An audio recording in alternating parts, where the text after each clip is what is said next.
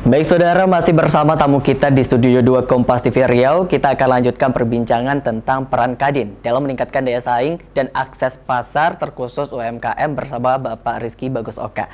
Nah, tadi sudah saya bilang saudara bahwa dari perbincangan tadi kita masih banyak ada yang perlu di-spill, yaitu tantangan UMKM apalagi di era sekarang di mana era sekarang penuh dengan digitalisasi, teknologi, perubahan sektor perekonomian berubah drastis ya Pak. Nah, kalau dari Ketua Kadin Pekanbaru sendiri, bagaimana pentingnya digitalisasi bagi sektor UMKM lokal daerah kita?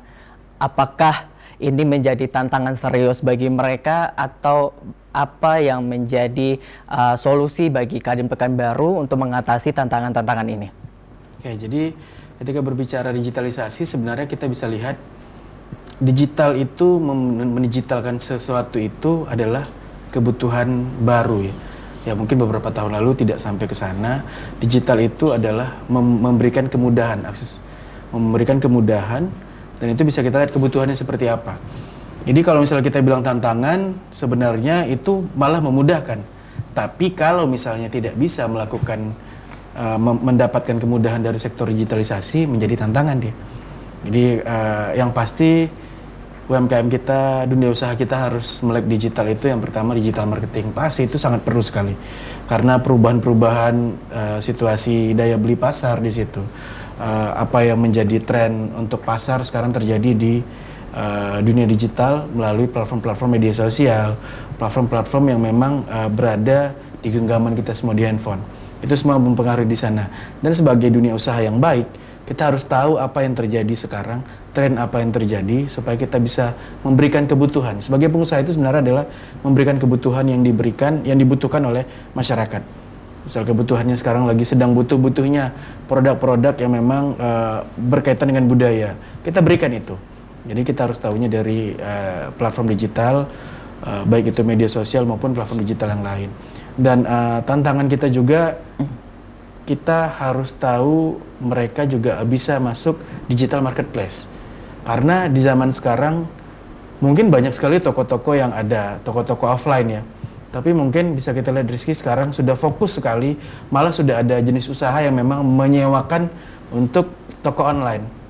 Jadi toko online ini adalah salah satu bentuk digitalisasi, bentuk cara berjualan baru di zaman sekarang yang kalau tidak dimanfaatkan menjadi tantangan.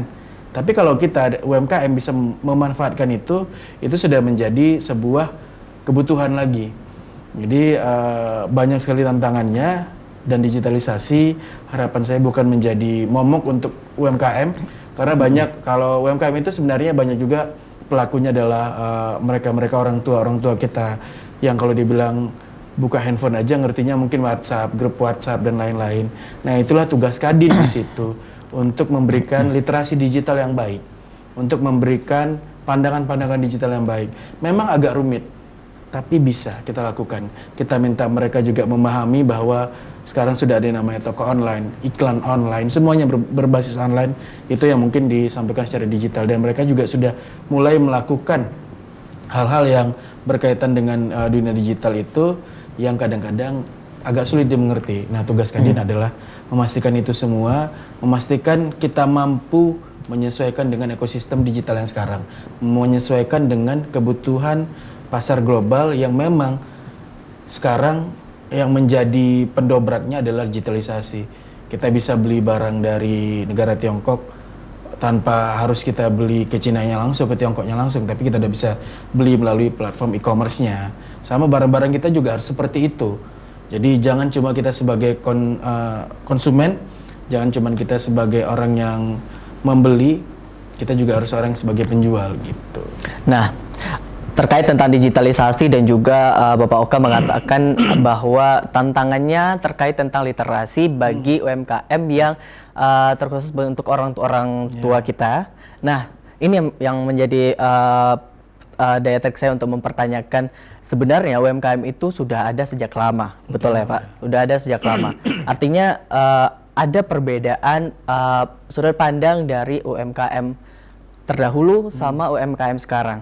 Kalau kita lihat UMKM sekarang, justru anak muda menjadi pelaku utama kita. Betul. Nah, Kalau seperti itu artinya tadi yang database yang Bapak katakan bahwa itu harus setiap hari diupdate, angkanya fluktuatif. Artinya itu juga apakah ini juga menjadi penyebab kalau UMKM yang dijalankan oleh orang-orang tua kita atau orang-orang yang perlu literasi yang cukup mengenai tentang digitalisasi, apakah ini menjadi sebuah tantangan yang cukup berat bagi seorang ketua KADI Pekanbaru ataupun KADI Pekanbaru?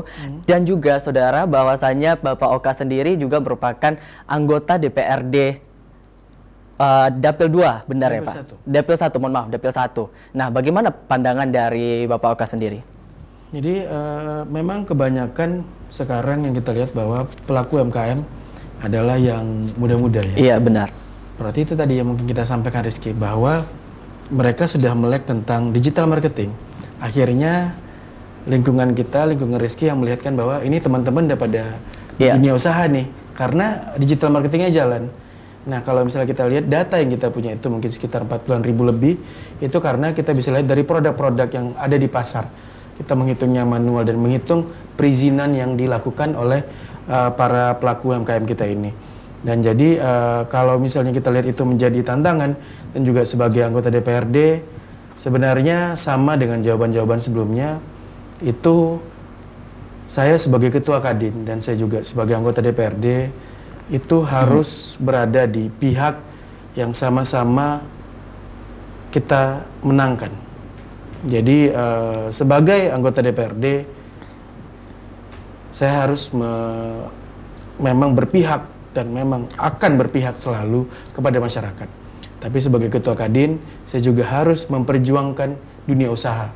Bukan cuma memperjuangkan kelompok usaha, bukan untuk memperjuangkan beberapa pengusaha, tapi dunia usaha secara general.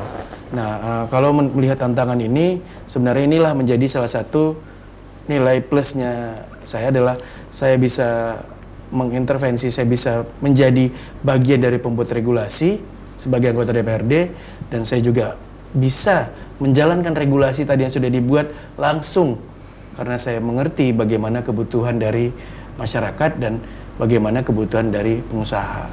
Gitu. Oke, kalau boleh tahu, boleh di-spill nggak Pak? Apa yang pernah Bapak Oka sendiri lakukan kegiatan sebagai anggota Dewan sama Ketua Kadin yang turun langsung ke lapangan untuk mengatasi masalah ini, Pak? Ya. Ini karena di DPRD masih baru, masih belum terlalu banyak yang bisa kita kerjakan untuk masyarakat secara langsung. Baru 3 bulanan ya. Jadi masih lumayan baru. Tapi secara kalau dari Kadinnya, usaha-usaha yang kita lakukan yang pertama, kita melakukan dengan yang sejalan dengan pemerintah. Pemerintah sekarang sedang menggalakkan jaminan produk halal.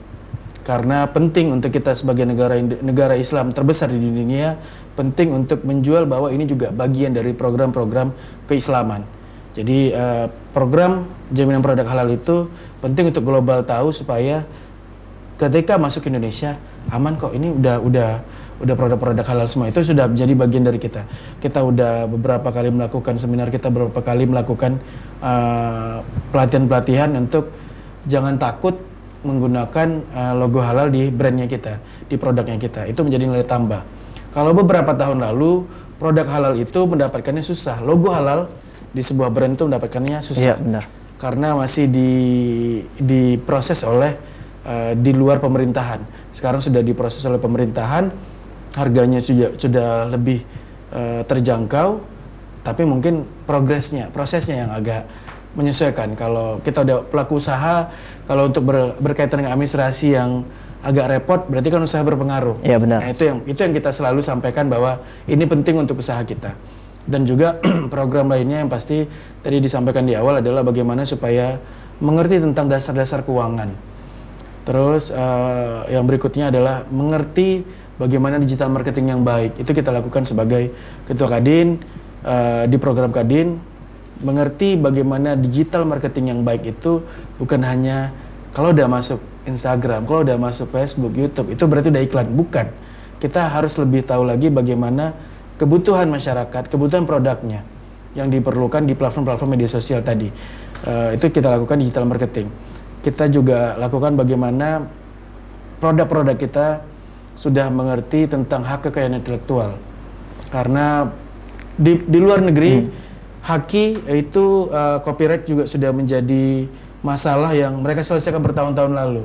Iya. Kalau di kita sekarang mungkin bisa lihat beberapa produk itu namanya sama. Iya, betul. Nah, akhirnya nanti ketika sudah mulai menggugat tergugat, udah mulai terkenal satu menggugat yang ini. Nah, itu sudah mulai dilakukan oleh pemerintah dan Kadin sebagai mitranya, karena kita yang banyak berurusan langsung, akses langsung, kita minta juga teman-teman di dunia usaha melakukan itu, melakukan pendaftaran hak kekayaan intelektualnya. Jadi mereka harus tahu bahwa hak kekayaan intelektual ini merupakan aset ke depannya. Aset yang mereka punya untuk menjaga keamanan dunia usaha mereka. Amannya juga mereka tahu ketika nama brand ini dipakai, itu bisa ada regulasi hukum yang terjadi di Indonesia. Jadi banyak sekali yang kita kerjakan, itu memang bagian dari kita sampaikan ke pemerintah. Misalnya pengusaha butuh ini loh, gitu.